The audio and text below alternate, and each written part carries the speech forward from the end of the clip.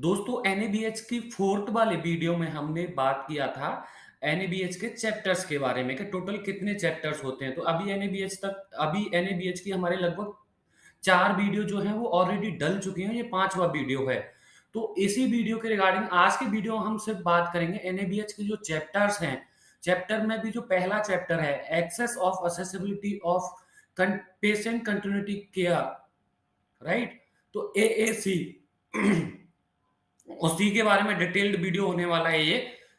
मैं राघवेंद्र सिंह सोलंकी स्वागत करता हूं आपका आप ही के चैनल एनी मेडिकल ट्रेनिंग्स पर। यहाँ पर रेगुलर बेसिस पर हम आपके लिए लेके आते हैं वर्ल्ड के टॉप मेडिकल यूनिवर्सिटी के सर्टिफिकेट कोर्सेज की इंफॉर्मेशन, साथ साथ में मेडिकल और हेल्थ सेक्टर से जुड़े हुए वो तमाम जानकारियां जो आपके जीवन काल में एज ए हेल्थ प्रोफेशनल के रूप में आपको काम आती हैं। उसके बाद में अगर मैं बात करूं तो दोस्तों हम कुछ नॉन मेडिकल सर्टिफिकेट की डिटेल भी आपके साथ में शेयर करते हैं। जैसे कि हमारा अभी माई गवर्नमेंट का एक बहुत अच्छा सीरीज चलता है कि उसमें जो भी व्यक्ति सिविल सर्विसेज की तैयारी करना चाहते हैं तो उनको इसमें पार्टिसिपेट करके वो भी वो सर्टिफिकेट ले सकते हैं और अपना नॉलेज को एनहांस कर सकते हैं।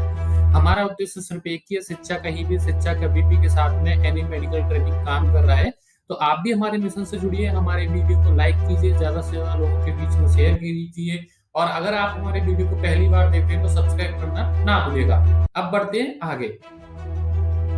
जैसा कि दोस्तों आप सभी जानते हैं ये एनएबीएच पार्ट 5 है और इस वीडियो में हम टॉपिक इन्फॉर्मेशन की बात कर लेते हैं। जैसे आपने ऑलरेडी हमारे प्रीवियस वीडियो देखे होंगे तो मैं आपको पहले ही वीडियो में ब्रीफ कर देता हूं कि इस वीडियो में आपको क्या क्या चीजें मिलने वाली हैं, जिसी की वजह से आप हमारा पूरा वीडियो देखते हैं। अगर वो लगता है कि वो आपके काम का है तो आप ऑफकोर्स उसको पूरा वीडियो देखिए और बताना मेरा काम है कि इस वीडियो में आपको क्या बताने वाला हूँ। तो आज के हम टॉपिक की बात कर लेते हैं।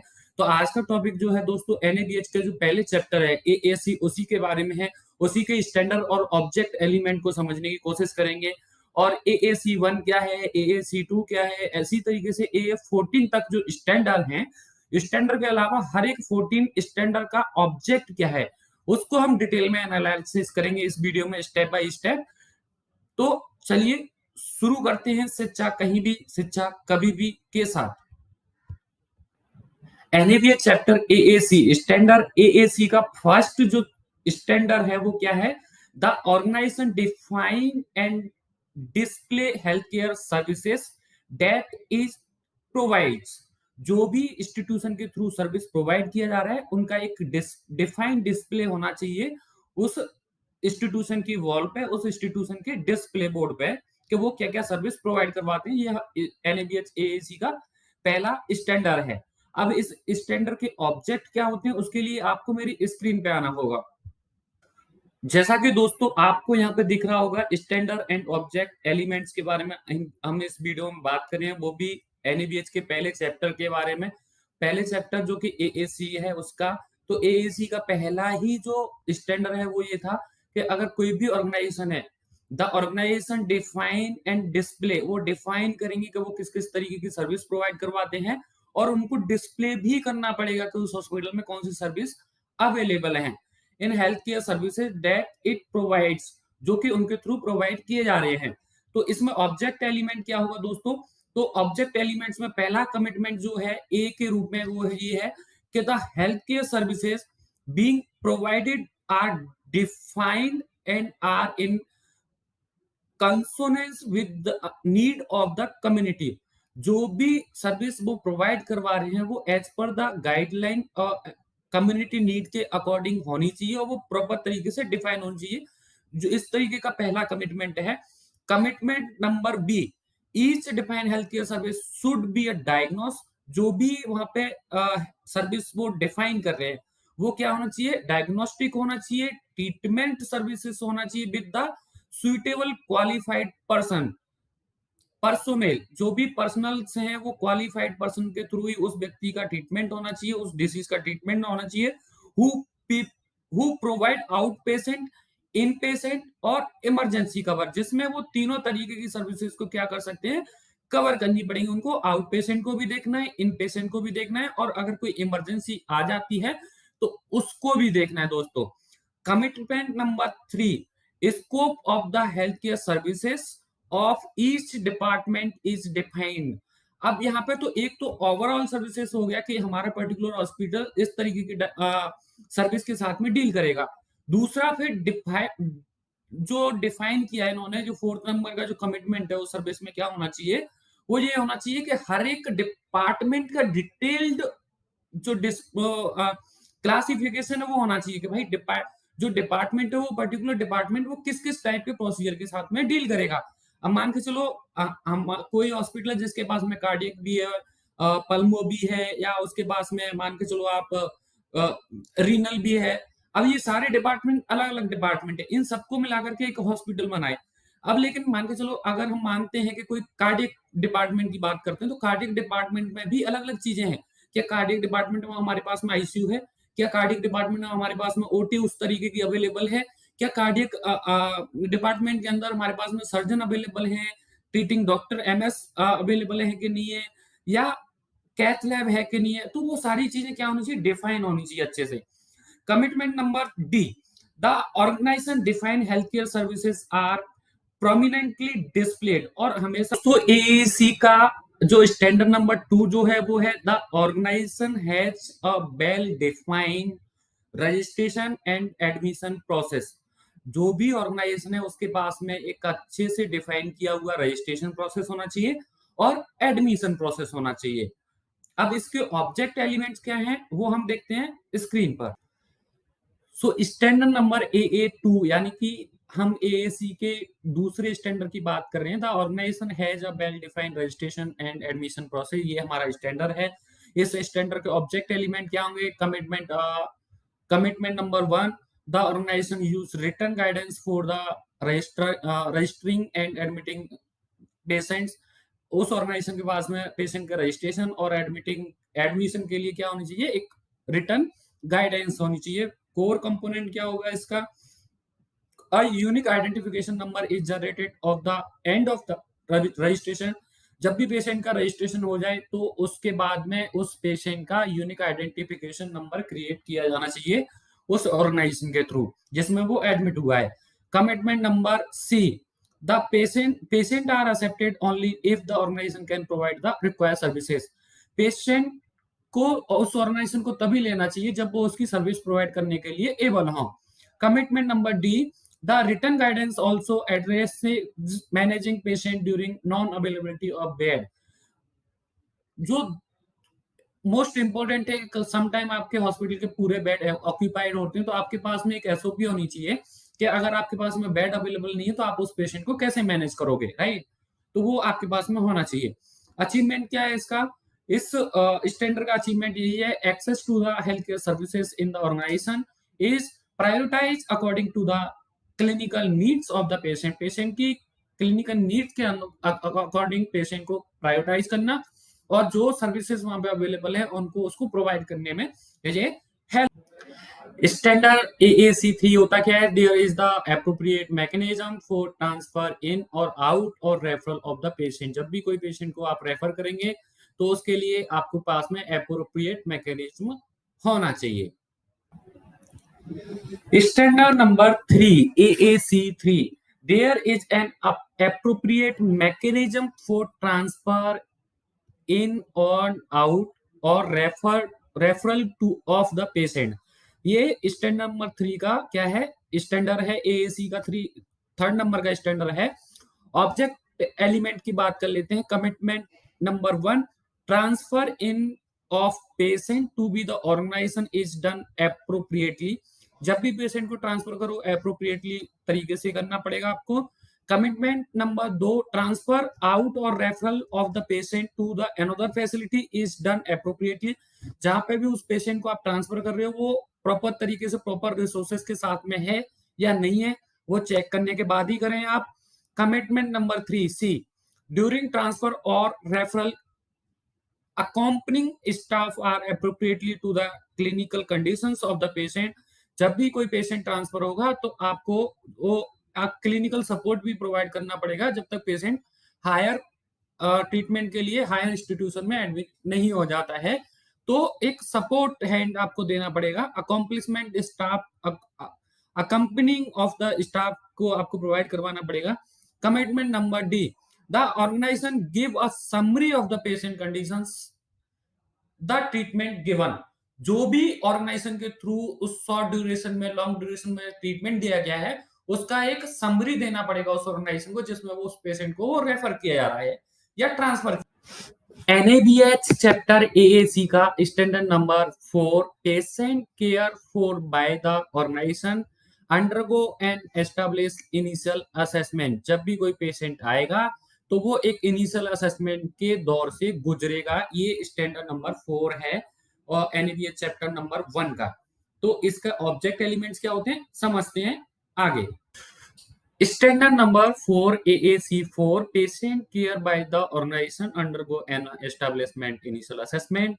ऑब्जेक्ट एलिमेंट में पहला ही कोर कंपोनेंट आ चुका है। कोर कंपोनेंट क्या है इस ऑब्जेक्ट एलिमेंट का? The initial assessment of the out patient, day care, in patient and emergency patient is done. चाहे वो किसी भी चैनल से पेशेंट आ रहा हो, उसका इनिशियल असेसमेंट होगा ही। Commitment number B, the initial assessment is performed by the qualified personnels. जो भी क्वालिफाइड पर्सनल्स हैं उन्हीं के थ्रू वो इनिशियल असेसमेंट होगा।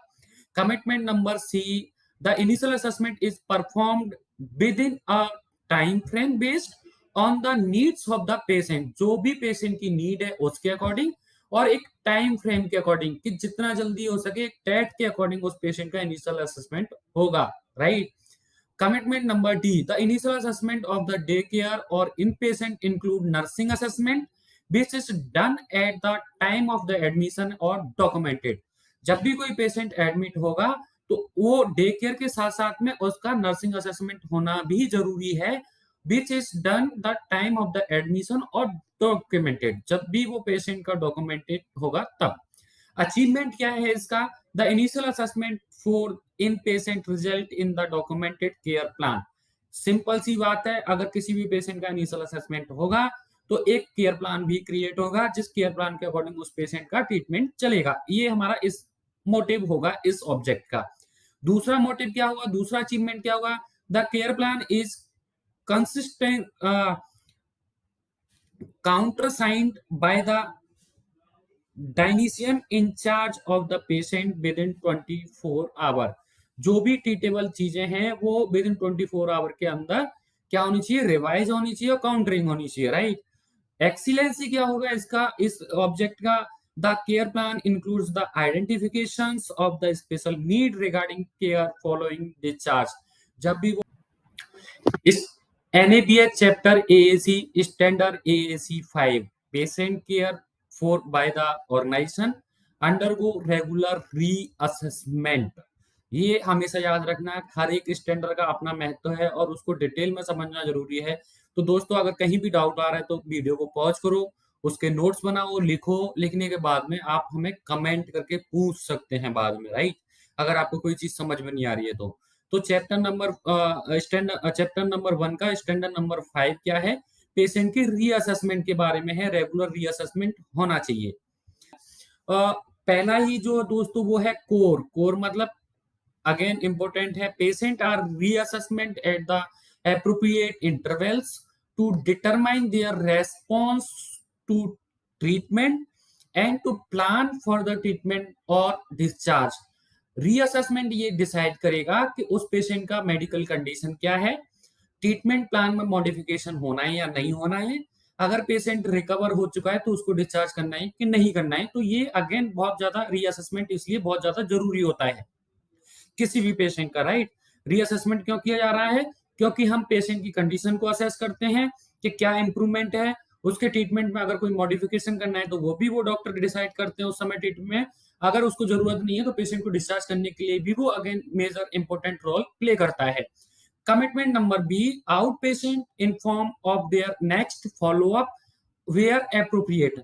और ये इन पेशेंट के लिए था, अगर कोई आउट पेशेंट है जो पेशेंट सिर्फ ओपीडी में आके दिखाना चाहता है तो उनको भी इन्फॉर्म किया जाना चाहिए दोस्तों, अपनी साइड से कमिटमेंट किया जाना चाहिए कि आपको नेक्स्ट 7 डे में अगेन आना है, नेक्स्ट 15 डेज में अगेन आना है, या उस टाइम पीरियड में अगर आपको कोई भी हेल्थ इशू होता है तो आप SOS में भी कंसल्ट कर सकते हैं, वो मेंशन होना चाहिए। अब इसका अचीवमेंट क्या होगा? For in patient during reassessment the care plan is monitoring. Again जैसा मैंने पहले बोला कि अगर हम रीअसेसमेंट करते हैं तो केयर प्लान की मॉनिटरिंग भी कर सकते हैं, उसको मॉडिफाई भी कर सकते हैं। We found the necessary things, जो भी चीजें हमें मिलती हैं उसके according. Commitment number D, staff involve in direct clinical care document reassessment. और जो भी स्टाफ है वो डायरेक्टली इन्वॉल्व होता है रीअसेसमेंट में कि क्या चीजें हुई। नर्सिंग स्टाफ अपना फीडबैक देगा, डॉक्टर्स अपना देंगे, लैब वो अपना देंगे, तो हर एक चीज अपना अपना रोल प्ले करेगा। Commitment number E, the organization lays down guidelines and implement process to identify early warning signs of the change or deterioration in clinical conditions for initial prompt intervention। जो भी इंटरवेंशन होंगे उसके according वो guideline होनी चाहिए कि अगर patient का ये हुआ तो आपको क्या करना है, अगर पेशेंट का कंडीशन वर्स्ट हुआ तो आपको क्या करना है, तो उसको कैसे मैनेज करना है। तो ये सारी चीजें आपके पास में होनी चाहिए। ये स्टैंडर्ड नंबर AAC 5 का क्या था, कमिटमेंट था। NABH chapter AAC standard AAC 6 laboratory services are provided as per the scope of services of the organization। जो भी organization का scope of services है उसके अंदर laboratory services provide होना चाहिए। तो commitment number A, scope of the laboratory services is commensurate to the services provided by the organization। Commitment number B, the infrastructure physically and equipment is adequate to provide the defined scope of the services। चाहे वो physical हो चाहे वो इक्विपमेंटल हो, infrastructure होना चाहिए adequate तरीके से। अगर नहीं है तो वो फिर स्कोप ऑफ सर्विसेज का पार्ट नहीं होगा और आपका ऑर्गेनाइजेशन जो है एक डिफाइंड SOP के अकॉर्डिंग सर्विस नहीं दे पाएगा। Commitment number C, human resources is adequate, trained person होना चाहिए। अगर लेबोरेटरी का बात है तो फ्लोबोलॉजिस्ट भी होना चाहिए, DMLT पर्सन भी होना चाहिए, और डॉक्टर्स MBBS जो जिन्होंने लैब से MBBS किया हो वो पर्सन भी होना चाहिए। तो defined scope of the services के अंदर एडिक्वेट मात्रा में ह्यूमन रिसोर्सेज अवेलेबल होना चाहिए। Qualified and trained personnel perform and services supervise the investigation and report the result. जो भी पर्सन वहां पे काम करेंगे लैब के अंदर वो क्वालिफाइड होना चाहिए, ट्रेंड होना चाहिए, और जो भी उनको सुपरवाइज करेगा वो इन्वेस्टिगेशन को रिपोर्ट, जो कि किसको सुपरवाइज करेंगे, इन्वेस्टिगेशन और report of the result. Result का जो भी रिपोर्ट आएगा पैथोलॉजिस्ट उसको क्या करेंगे, सुपरवाइज करेंगे, right. Commitment number E, requesting for the test collection identification handling safe transportation, processing and disposal of the specimen is performed according to the written guidance। जो भी आपकी गाइडलाइन है, जो भी आपकी SOP है, उसके according each and every task क्या होना चाहिए, परफॉर्म करते रहना चाहिए। अगर वो गाइडलाइन फॉलो नहीं करेगा तो कहीं ना कहीं वो कम्युनिटी के लिए और उस एनवायरमेंट के लिए क्या होगा, हार्मफुल होगा। नेक्स्ट कमिटमेंट में है जी, critical result are intimated to the person and concern at the earliest. जो भी अगर कोई क्रिटिकल रिजल्ट आता है तो उसकी इंफॉर्मेशन सबसे पहले जो कंसर्न पर्सन है उसको दे दी जानी चाहिए।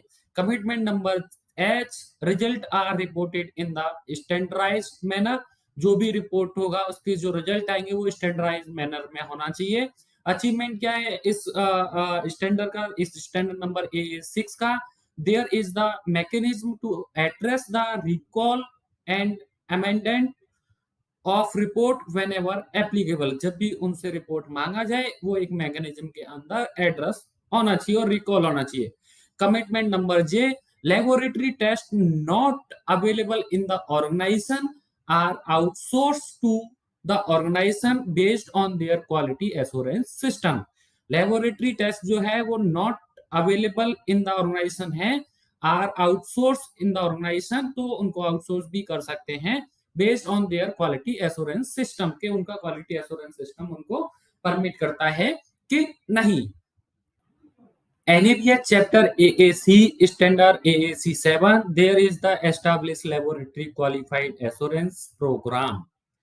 जो भी एस्टैब्लिश ऑर्गेनाइजेशन है उसके अंदर क्वालिटी एश्योरेंस को लेकर के क्या प्रोग्राम रन होते हैं उसके बारे में AAC 7 हमें बताता है। So standard number AAC there is the establishment laboratory quality assurance programme. Object elements की बात कर लेते हैं। The laboratory quality assurance programme implemented, जो प्रोग्राम है वो इम्प्लीमेंटेड होना चाहिए। Again the programme address verification, जो बहुत इंपॉर्टेंट है दोस्तों, verification and validation of the test method, जो भी टेस्ट मेथड है उनको कैसे वैलिडेट किया जाए उसके बारे में इस प्रोग्राम क्या करता है, काम करता है। The programme result ensure the quality of the test result, जो भी टेस्ट रिजल्ट आएंगे उनकी क्वालिटी को क्या करेगा, एंश्योर करेगा ये programme.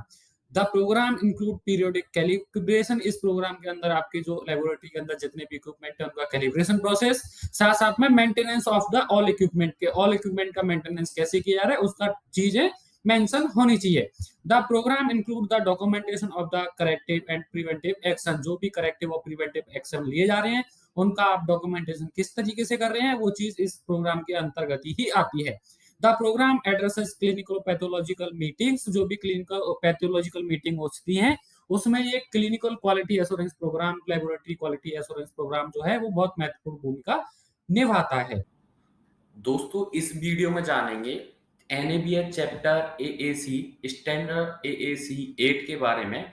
There is an established laboratory safety programme. अगर किसी भी इंस्टीट्यूशन में जो भी लेबोरेटरी है उसके अंतर्गत सेफ्टी प्रोग्राम होना चाहिए और उस सेफ्टी प्रोग्राम का SOP भी होना चाहिए। अब इसके ऑब्जेक्ट एलिमेंट्स क्या हैं दोस्तों? स्टैंडर्ड नंबर AAC 8 के जो ऑब्जेक्ट एलिमेंट्स है उनको समझ लेते हैं आप। Commitment number A, the laboratory safety programme is implemented, safety programme implemented होना चाहिए, पहला इनका कमिटमेंट है इस ऑब्जेक्ट इस स्टैंडर्ड का।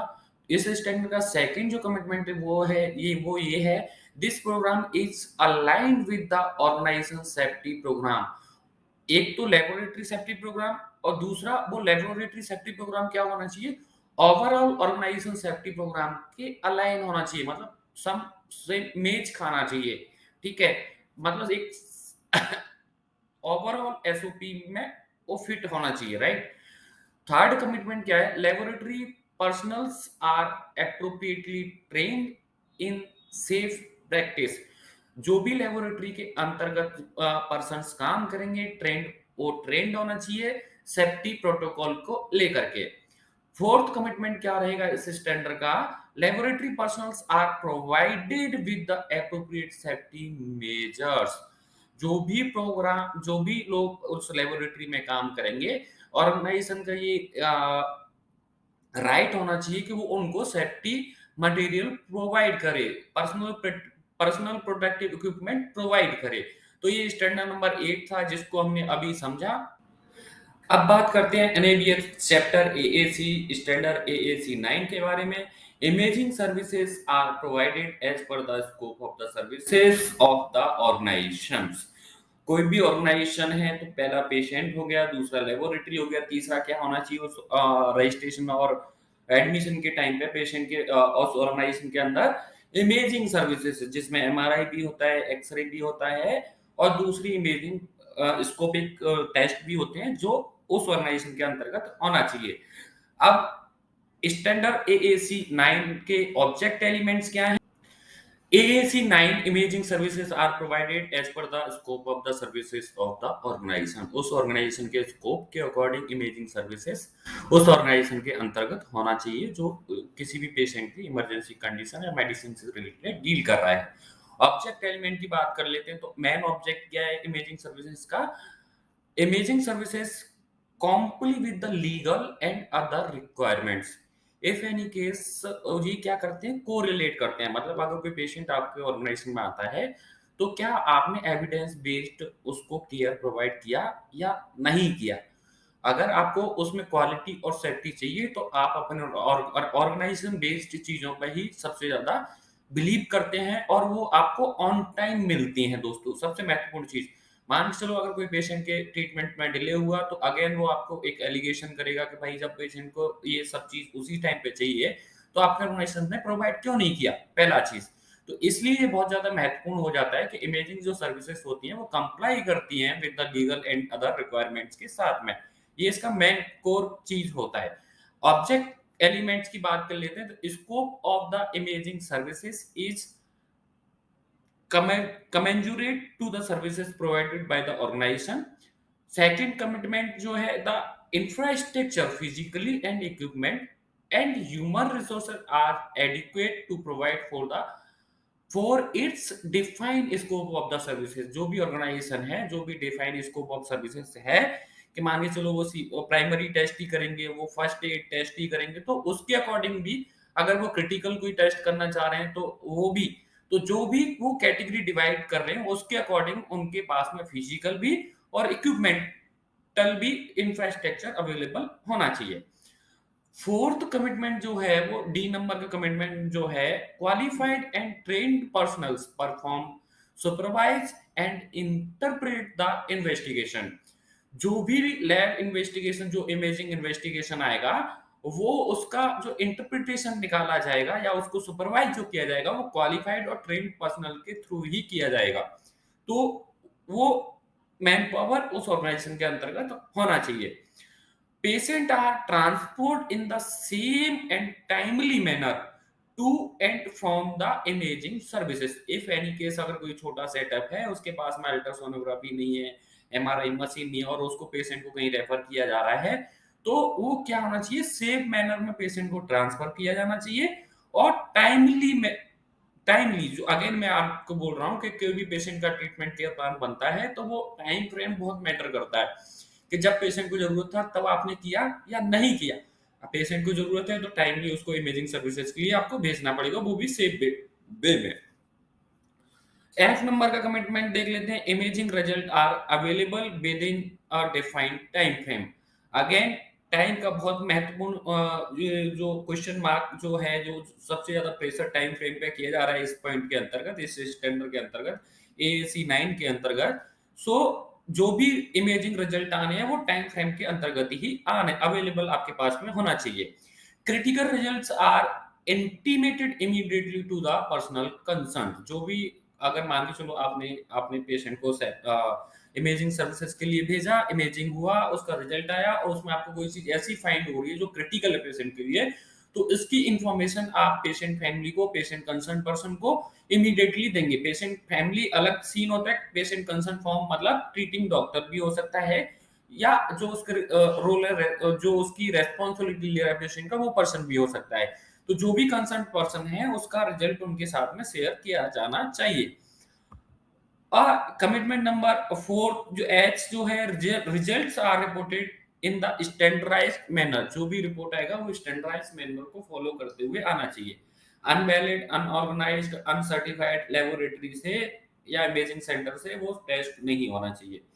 अचीवमेंट क्या है इस ऑब्जेक्ट का, तो there is a mechanism to address the recall amendment of the report whenever the patient is required। Simple सा इन्होंने बोला है कि जब भी पेशेंट को वो एप्लीकेबल होगा तो आपको वो चीज प्रोवाइड होगा।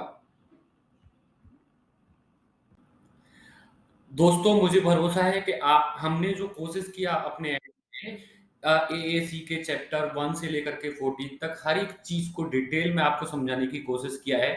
मैं इस चीज के लिए अगेन आपसे मांगता हूँ कि ये वीडियो हमारा जरूर बड़ा हुआ है, लेकिन भरोसा कीजिए कि इस वीडियो में जिस तरीके से हमने समझाया वो कोई भी नहीं समझाएगा, और आपको हर एक चीज समझाने की कोशिश किया है, हर एक कमिटमेंट, हर एक को, हर एक चीज को, राइट।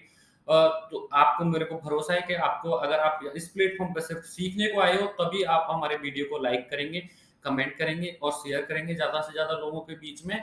कमेंट जरूर कीजिए, क्योंकि कमेंट नहीं करेंगे तो आपको हम आपके डाउट हम क्लियर नहीं कर पाएंगे, राइट।